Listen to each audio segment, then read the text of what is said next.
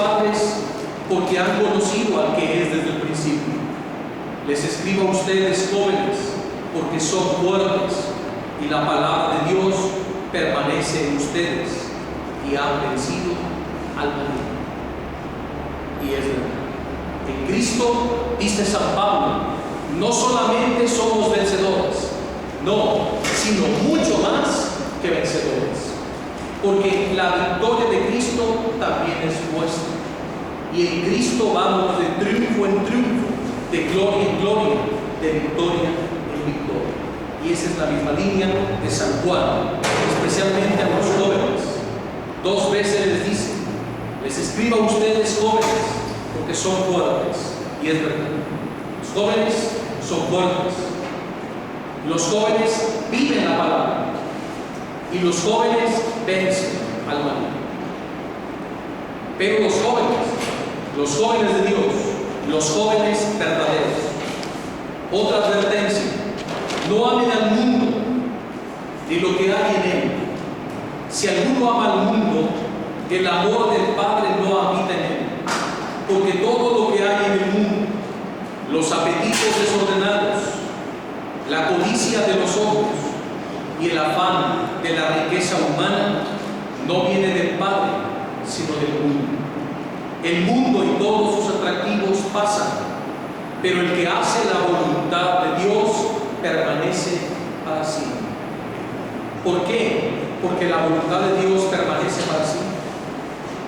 Si el universo se sostiene, si el sol sigue dando su calor, su luz y su vida, si la tierra sigue floreciendo y germinando, si las estrellas, la luna, el mar, todo está en perfecto orden y guardan sus límites, la fauna, la flora, si todo está en orden y las estaciones del año, y pasan los siglos y mueren generaciones y vienen nuevas, y el universo permanece. ¿Por qué? Porque lo que sostiene el universo, lo que lo embellece, lo que lo hace permanecer, es la voluntad de Dios. Entonces hoy la palabra dice: los que viven, los que se funden con la voluntad de Dios, permanecen para siempre, porque la voluntad de Dios permanece eternamente. Y si tú quieres permanecer eternamente con Dios, tienes que fundirte con su voluntad santísima. Hijos míos, estamos en la última hora. Han oído que iba a venir un anticristo. Pues bien, escuchen esto: han surgido muchos anticristos. Esta es la prueba de que ha llegado la última hora. Salieron de entre nosotros, pero no eran de los nuestros, porque si hubieran sido de los nuestros, no de los nuestros habían permanecido con nosotros. Pero así ha quedado claro que no todos son de los nuestros. Ustedes, en cambio, tienen el Espíritu que viene de Dios y lo saben todo. No les he escrito porque no conozcan la verdad, sino porque la conocen y porque ninguna mentira procede de la verdad. Pero ¿quién es el anticristo? Sino el que niega que Jesús es el Mesías. Ese es el anticristo.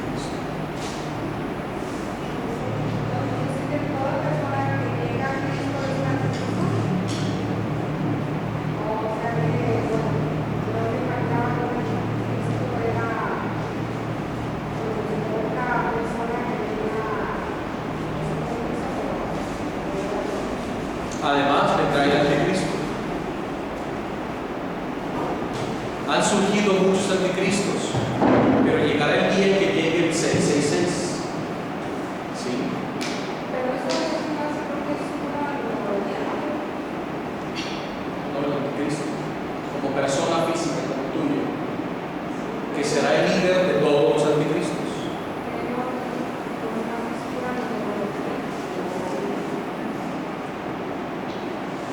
Que el 666 tiene un valor numérico, sí, por el valor de las del alfabeto hebreo que tiene un valor numérico. ¿Sí? Y el primer anticristo del que habla Juan es Nerón César, porque el valor numérico de Nerón César es 666. Y él es un prototipo de cómo será el anticristo cuando tenga el reino.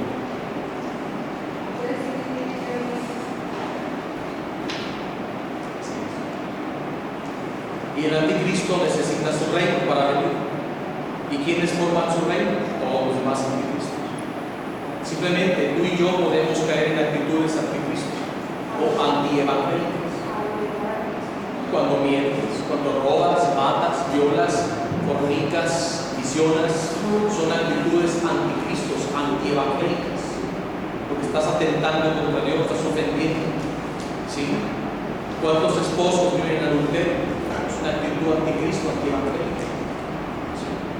Pero hay otros que ya son declaradamente anticristos, ya por propia voluntad. Nosotros caemos en acciones antievangélicas, anticristianas. Es el pecado. Pero ya hay sectas abiertamente declaradas anticristo, porque no aceptan a Jesús o en su divinidad o en su humanidad. Y estas sectas han surgido desde los orígenes. Los docetas y los arrianos, y actualmente los testigos de Jehová, los mormones y los de la luz del mundo.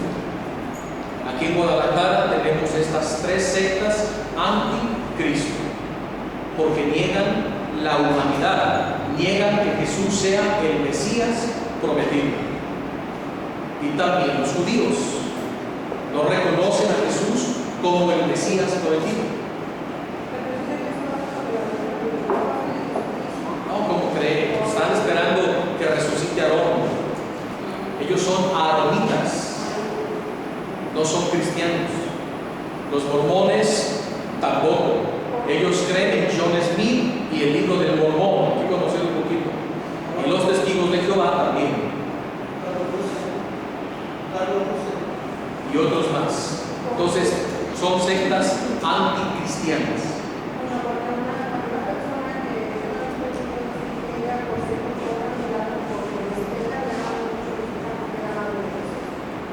Es pura apariencia. En el fondo están llenos de errores doctrinales. ¿Sí? No hay que dejarlos engañar. Ahora, ¿quién es el mentiroso sino el que niega que Jesús es el Mesías? Ese es el anticristo. El que niega al Padre y al Hijo. Porque si tú niegas al Hijo, niegas al Padre. Si niegas al Padre, niegas al Hijo, porque el Padre y el Hijo son uno en la unidad del Espíritu Santo. Ahí está, la Santísima Trinidad.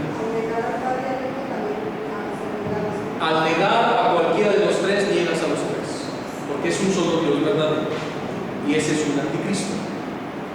Y dice: ustedes deben permanecer fieles a lo que oyeron desde el principio. Si son fieles a lo que oyeron desde el principio, también ustedes permanecerán en el Hijo y en el Padre. Y esta es la promesa que Él nos ha hecho, la vida eterna. Les he escrito estas cosas para ponernos en guardia contra los que intentan seducirnos. En cuanto a ustedes, el Espíritu que recibieron de Él permanece en ustedes, y no tienen necesidad de que nadie les enseñe. Antes bien, ese Espíritu, que es fuente de verdad y no de mentira, les enseña todas las cosas. Está hablando de la tercera persona de la Santísima Trinidad, Señor y dador de vida, el Espíritu Santo, que es el Maestro interior, el alma de la Iglesia. Así pues, permanezcan en Él, conforme a lo que les enseña. Sí, hijos míos, permanezcan en Él, para que cuando se manifieste tengan plena confianza y no nos quedemos avergonzados lejos de Él el día de su gloriosa venida. Si saben que Él es justo, reconozcan también que todo el que cumple la voluntad de Dios ha nacido de Él. Primero, el que está en la voluntad de Dios permanecerá para siempre. Segundo, el que cumple la voluntad de Dios ha nacido de él. El que se funde con la voluntad de Dios tiene un nuevo nacimiento, porque es volver al estado primario, para el cual fuimos creados desde toda la eternidad. Es decir, volver al estado primario es volver al Edén, es decir, a antes de que Adán pecara. ¿Cómo vivía Adán antes del pecado original? En estado de gracia. Una perfecta comunión con Dios, y la perdió por el pecado original y por consiguiente todos. Pero Dios no va a permitir que sus planes se vean frustrados por culpa del pecado del hombre. Dios va a cumplir su voluntad hasta sus límites. ¿Y cuál es la voluntad de Dios?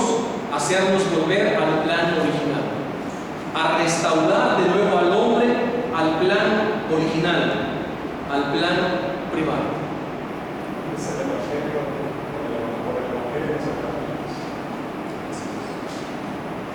¿Queda esto claro? Esa es la meta. Quiere hacerte retornar al plano primario. Por eso nos da su voluntad, para que podamos lograrlo. Sin ella es imposible. Ese es el mensaje de Jesús, ¿verdad? Abre de nuevo el reino para que ahora la humanidad. Estaba cerrado. Había unas puertas.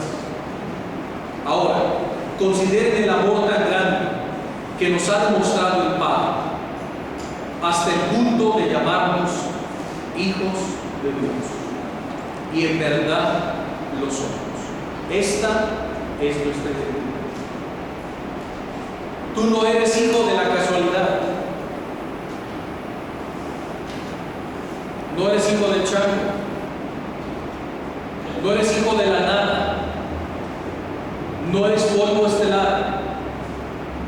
Eres hijo de tu Padre Celestial, el Padre de nuestro Señor Jesucristo, el Creador de cielo y tierra, el que te creó, el que te formó, el que te infundió un alma, no por casualidad, sino porque era su voluntad, porque desde antes que nacieras ya te amaba. ¿Queda esto claro? Desde antes que nacieras ya te amaba, ya existías en el pensamiento de Dios.